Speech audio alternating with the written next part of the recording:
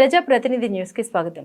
Kalluru municipality కార్మికులు గత 9 నెలలుగా జీతాలు లేక ఇబ్బందులు పడుతున్నామని తమ జీతాలు ఇప్పటికైనా విడుదల చేయాలని ఏఐటీయూసీ ఆధ్వర్యంలో కల్లూరు సబ్ కలెక్టర్కు వినతి పత్రం అందించడం జరిగింది. వచ్చే 30వ తారీఖు లోపు మా జీతాలు అందించాలని, లేని ఎడల నిరవధిక సమ్మె చేస్తామని వారు తెలిపారు.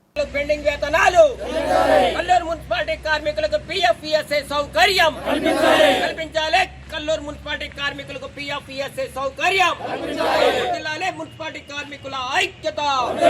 AITUC Zindabad, AITUC Zindabad, Zindabad Zindabad, AITUC Zindabad, Zindabad Zindabad, AITUC Zindabad. We want justice, we want justice.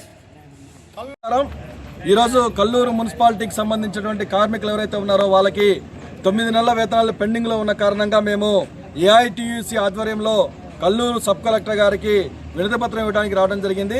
వాస్తవంగా ఈ వినతి పత్రం కంటే కూడా అది సమ్మె నోటీస్ అనడం కరెక్ట్. సమ్మె నోటీస్ ఇవ్వడం జరిగింది. ఏంటంటే 9 నెలల కదా వాళ్ళకి సాలరీస్ రావట్లేదు. ఈ విషయం మీద మేము గతంలో అంటే లాస్ట్ మంత్లో మేము సమ్మె నోటీస్ ఇవ్వడం జరిగింది. అప్పుడు మమ్మల్ని పిలిపించి 15 రోజుల్లో మీకు జీతాలు వస్తాయని చెప్పారు.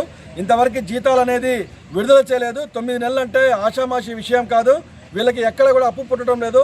చాలా దారుణమైనటువంటి ఇబ్బందుల్లో సిచ్యువేషన్లో కల్లూరు మున్సిపాలిటీ కార్మికులు ఉన్నారు. కాబట్టి సార్కి చెప్పి ఏం చెప్పామంటే, మీరు 1వ తారీఖు వరకు ఇస్తే ఏం లేదు, ఇప్పిస్తే ఏం లేదు, లేని పక్షంలో 2వ తారీఖు నుంచి నిరవధిక సమ్మె చేస్తామని చెప్పేసి అని ఇక్కడ సమ్మె నోటీస్గా ఇవ్వడం జరిగింది. గతంలో ఇచ్చిన నోటీస్కి ఈ నోటీస్కి చాలా తేడా ఉంది.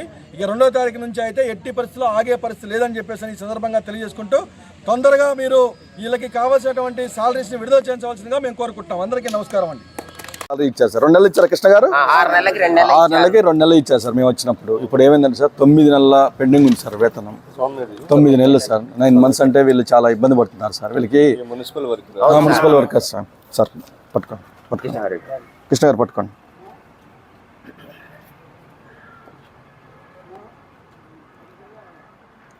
తీసారన్నా కొద్ది జరిగి వాళ్ళు తీసుకుంటారా? వాళ్ళు తీసుకుంటారు.